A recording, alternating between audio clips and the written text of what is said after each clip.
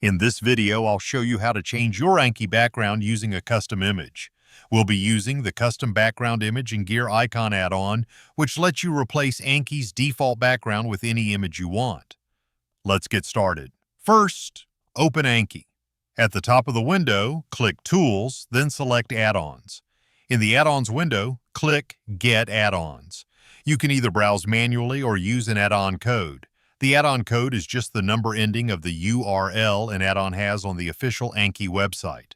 This one. Now enter the add-on code 12109-08941. Then click OK. Anki will download and install the add-on automatically.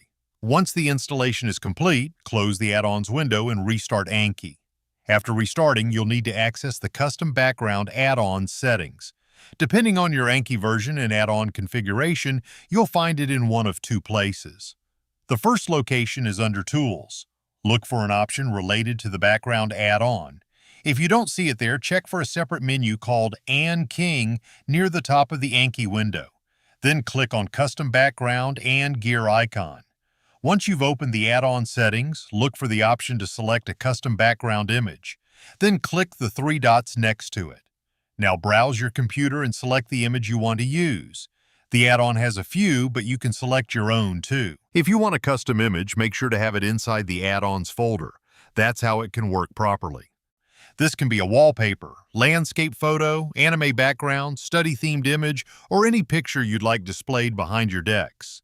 After selecting the image, save the settings if prompted. You may need to restart Anki one more time for the changes to fully apply. When Anki opens again, you'll see your new custom background image on the main screen. If you ever want to change the background again, simply return to the add-on settings and select a different image. And if you want to go back to the default appearance, you can remove this add-on easily by clicking Tools, Add-ons, selecting this add-on, and then clicking Delete. And that's all there is to it. Thanks for watching, and I'll see you in the next tutorial.